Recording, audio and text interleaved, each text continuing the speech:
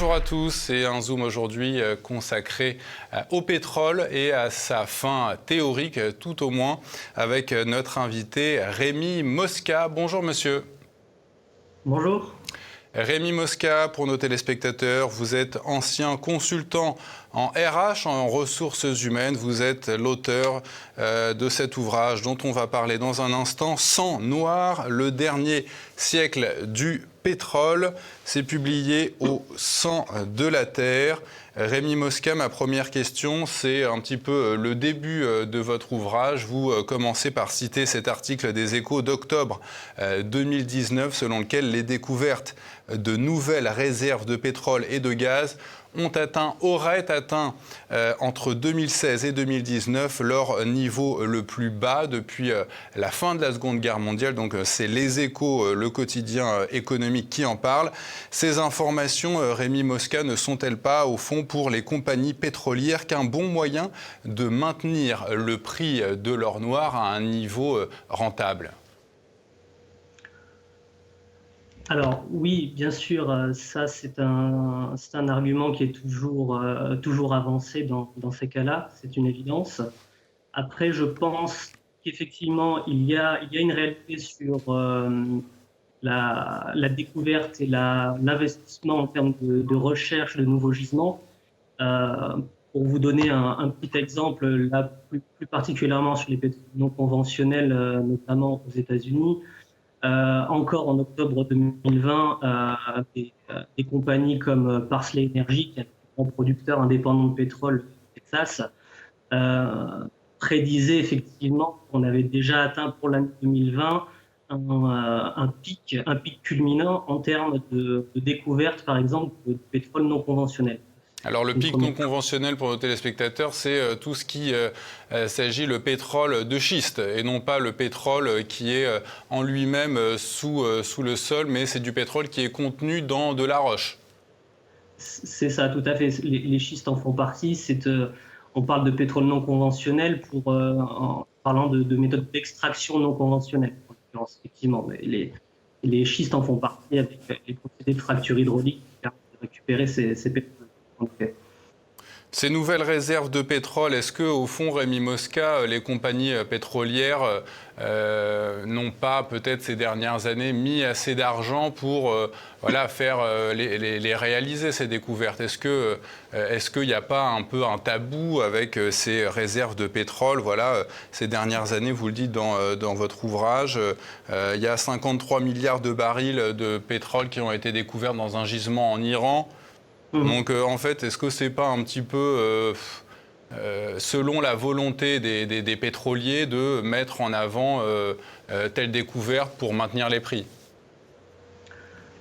Oui, bien sûr. Comme vous le disiez, évidemment, c'est toujours un argument avancé par les compagnies pétrolières. Et le cas de l'Iran 2019 est un cas effectivement assez représentatif de cette situation-là. On a des cas similaires à chaque fois qu'on a une découverte, mettre en avant un gisement qu'un autre. Vous avez en ce moment, depuis quelques années maintenant, effectivement,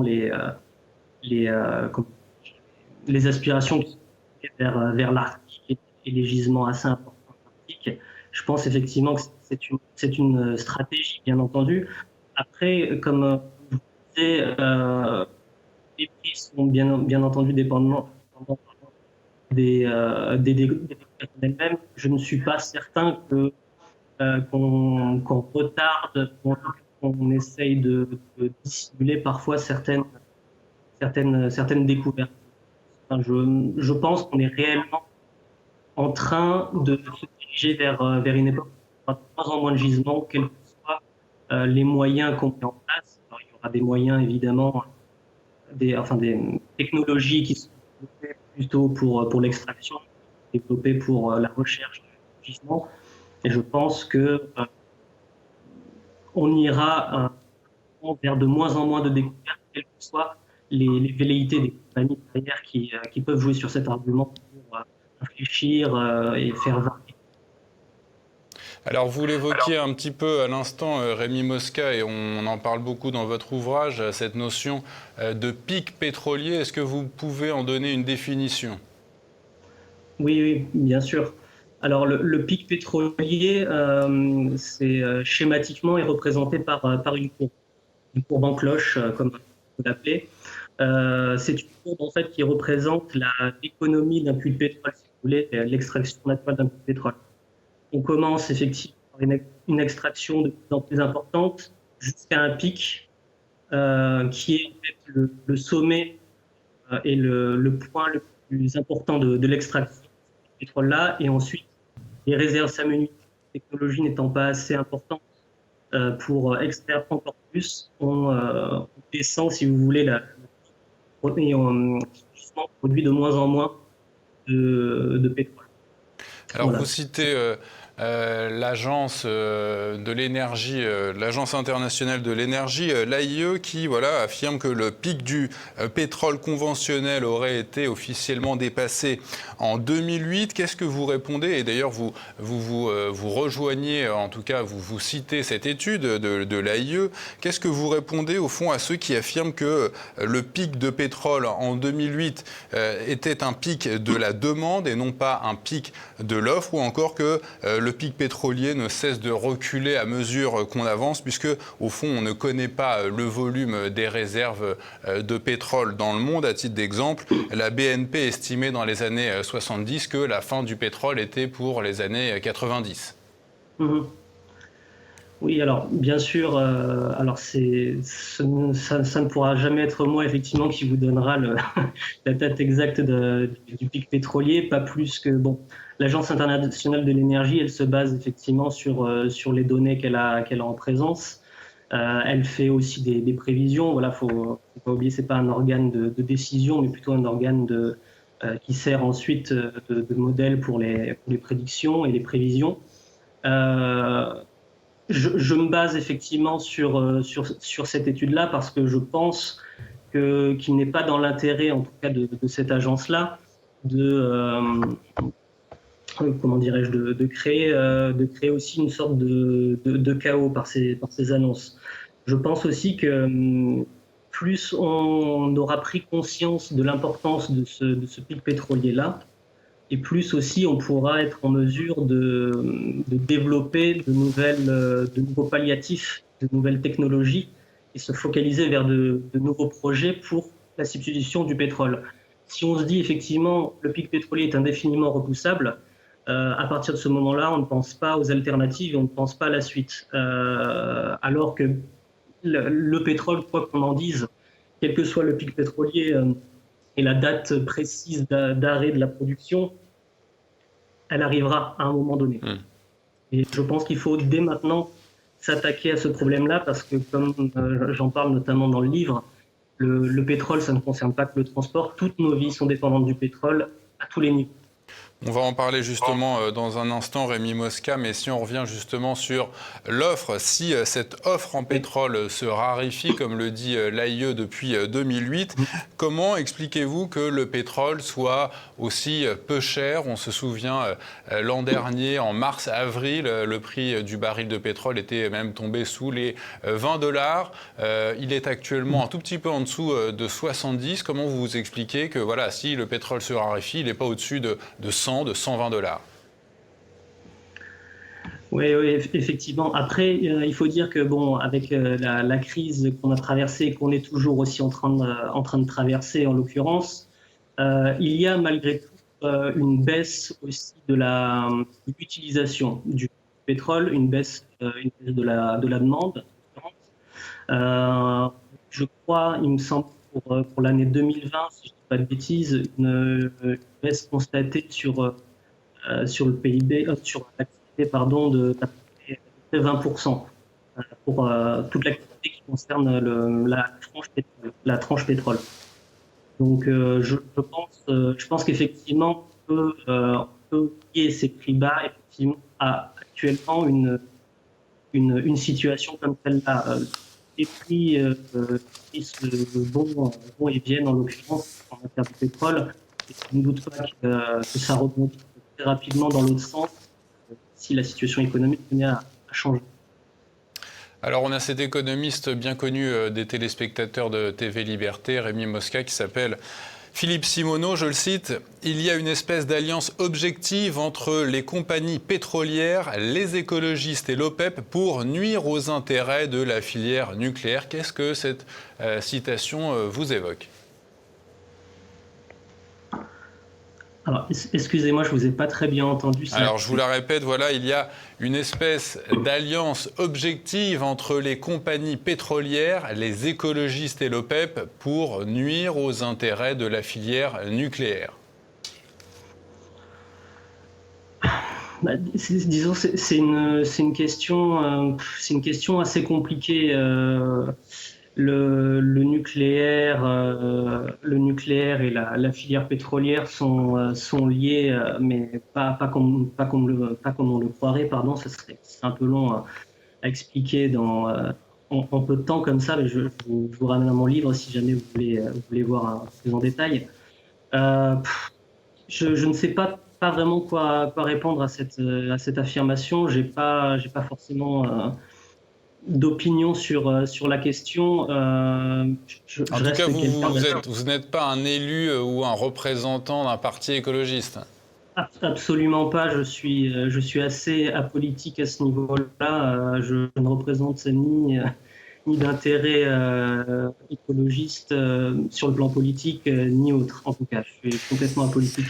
Alors, vous parlez aussi beaucoup, Rémi Mosca, des énergies, de l'énergie électrique. Si l'on considère donc que la fin du pétrole est proche, est-ce que nos sociétés pourraient se rabattre sur l'électricité ? Alors là aussi, c'est une question un petit peu compliquée parce qu'il faut savoir, il faut voir de quelle manière aussi est produite cette électricité. Actuellement, l'électricité, je parle pour la France en tout cas, hein, une grande partie, évidemment, est produite par l'énergie nucléaire et par les centrales thermiques qui fonctionnent à l'énergie fossile. La production d'électricité liée au nucléaire est indirectement liée aussi forcément à la filière pétrolière dans le sens où il y a des questions d'acheminement, notamment de l'uranium, par exemple, qu'on ne trouve pas en France, il faut faire venir jusqu'ici. Si on parle effectivement de production d'électricité pour remplacer le nucléaire, il faut voir de quelle manière c'est fait, parce que si on fait de l'électricité, l'électricité pour remplacer le pétrole, pas le nucléaire.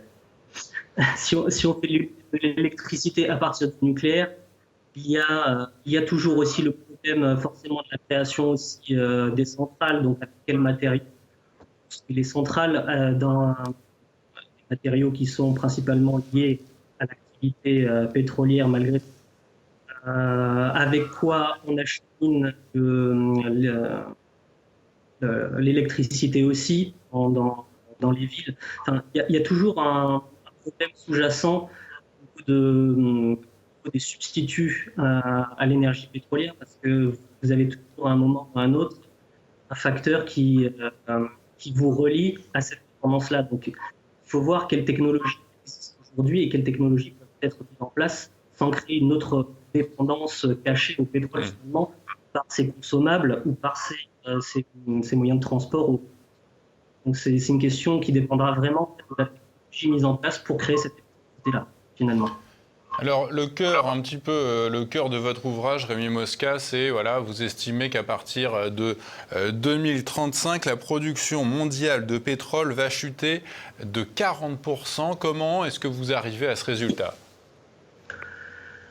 Oui, alors je dirais que c'est plus en fait une hypothèse de travail pour ce livre qu'une réelle projection. Je pars en fait des chiffres de Mathieu Ozano, qui est un auteur assez connu dans le milieu des recherches dans le pétrole, etc. Également, qui est ingénieur, qui est un excellent auteur, je vous recommande également. Je pars des chiffres donnés par Mathieu Ozano et j'en fais une projection jusqu'à l'année 2035 en fait. Donc plus qu'une prévision, il s'agit là vraiment en fait d'une hypothèse de travail. L'idée du livre, c'était de se dire en 2035 il y a moins 40% de pétrole, mais plutôt de se dire qu'est-ce qui se passerait dans un monde qui a moins 40% de pétrole, en l'occurrence. Et c'est ce que j'ai essayé de faire en mélangeant des éléments de réalité un petit peu et de fiction, puisque ce chiffre-là, pas plus moi que les spécialistes ne peuvent le prédire, parce que je ne peux pas prédire la découverte d'un gisement énorme demain ou après-demain, ou pas plus que je ne peux prédire l'arrivée d'une nouvelle technologie qui supplantera complètement nos productions d'énergie dans quelques années. Je pars vraiment d'une simple hypothèse de travail. Alors partons justement sur cette hypothèse de travail, moins 40% de production mondiale de pétrole en 2035. Quels seraient les effets de cette chute, de cette diminution sur, parlons d'abord de l'agriculture? Le pétrole, étrangement, quand on n'est pas habitué à ces thématiques-là, on le retrouve énormément dans l'agriculture. Énormément, évidemment, sur la sphère mécanisation. Forcément, on a une agriculture extrêmement développée aujourd'hui, qui fonctionne avec une machinerie très importante et pétrodépendante, clairement. Donc ça, c'est le premier point. Un premier point qui est lié effectivement à l'efficacité, je dirais déjà, de l'agriculture. Si on enlève la batterie de tracteurs, de moissonneuses-batteuses et de machinerie à l'agriculture moderne, des ravages assez considérables assez immédiatement. Donc récolte à la main, retour à la récolte avec la charrue et le cheval ou les bœufs. Vous évoquez un retour à une production équivalente à celle des années 60. Oui, c'est ça, tout à fait. Dans le sens où la mécanisation s'est faite très très rapidement en réalité, et vous avez un nombre assez incroyable d'exploitations aujourd'hui qui sont complètement dépendantes de leur coutillage. Demain, vous leur enlevez la possibilité de leurs outils de travail, vous amenuisez considérablement les récoltes et la quantité de nourriture. On pense pas souvent également à ça. Vous avez toute la sphère aussi de l'agriculture qui dépend par exemple des serres, donc de fruits et de légumes sous serre. Vous avez le système de chauffage à l'élevage. Encore une fois, ça signifie un monde beaucoup moins où la viande est beaucoup moins plongeante, par exemple. Sans aller effectivement dans le détail, c'est vraiment un coup d'arrêt total dans l'agriculture. Il y aurait donc des productions perdues. Évidemment, on n'aurait pas les moyens de cultiver toutes les terres aujourd'hui cultivables sur le territoire, et donc on pourrait aller rapidement sur une ère de pénurie.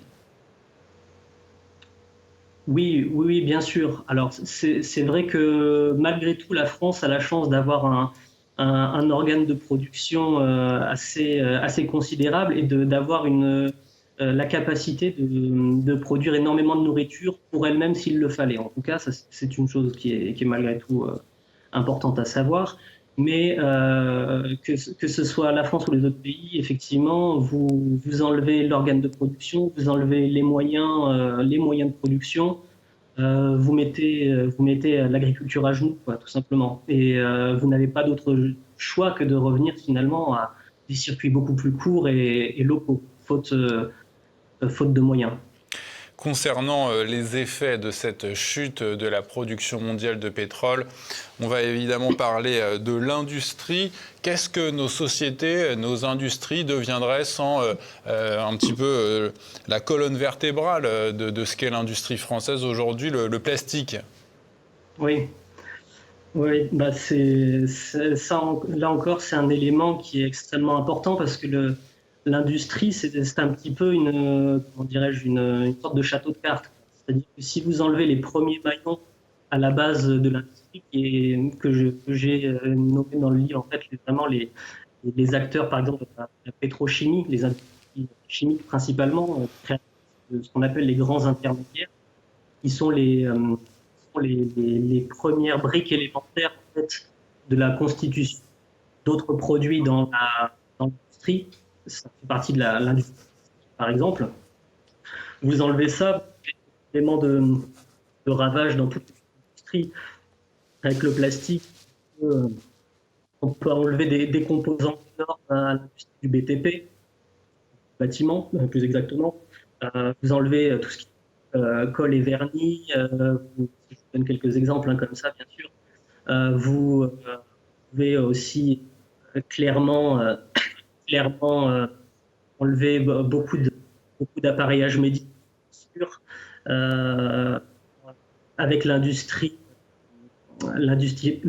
pétrochimique. Pardon, vous avez des matières qui sont créées, des substances, des grands intermédiaires qui sont créés, qui sont nécessaires à l'industrie pharmaceutique. En fait, tout est lié de ces industries-là. Vous détruisez une partie des composants de l'industrie pétrochimique et chimique même globalement, et vous détruisez, vous cassez les jambes à toutes les autres industries en réalité. Et c'est ça qui est très dommageable, c'est qu'aujourd'hui on n'a pas de substitut encore, en tout cas pas de substitut massivement employé pour remplacer ces intermédiaires et ces matières plastiques, etc. Quelle serait, Rémi Mosca, la politique d'un gouvernement français dont l'industrie est amputée de 40% de pétrole? Qu'est-ce que ce gouvernement serait amené à faire?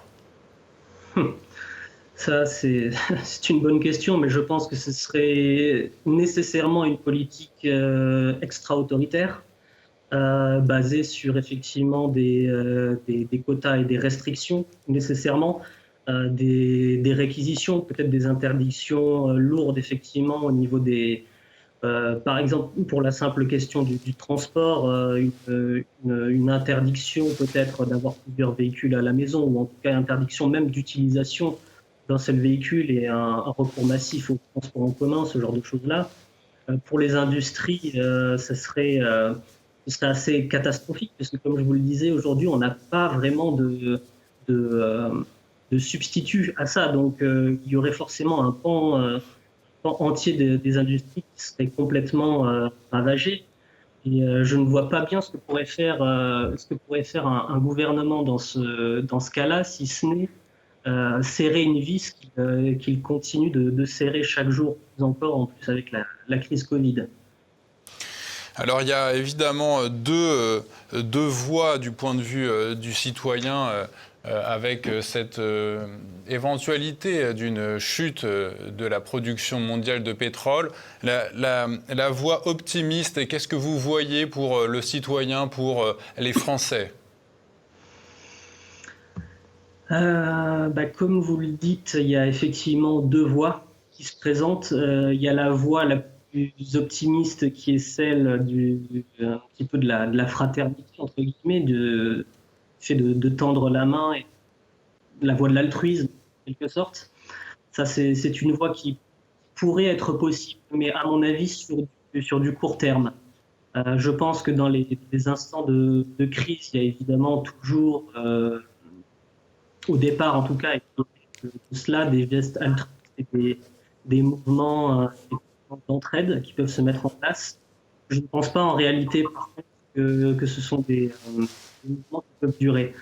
Je cite dans le cas de l'ouragan qui est passé en Louisiane il y a plusieurs années maintenant, et qui était un petit laboratoire en pourrait advenir sur une crise plus importante. Je pense qu'effectivement, une crise de cette ampleur-là est émergé deux types, simplement, c'est pour faire très sommaire, hein, mais deux types de citoyens en quelque sorte. Ceux qui sont des chasseurs et ceux qui sont des gens préparés. Alors les gens préparés, Vous l'évoquez, et ce n'est pas la première fois qu'on entend parler de cette notion. Piero San Giorgio, qu'on a souvent reçu sur ce plateau, évoque, voilà, et vous aussi, ces bases autonomes durables. Est-ce que vous pouvez rapidement nous en dresser un portrait? Comment réaliser un tel projet de base autonome durable?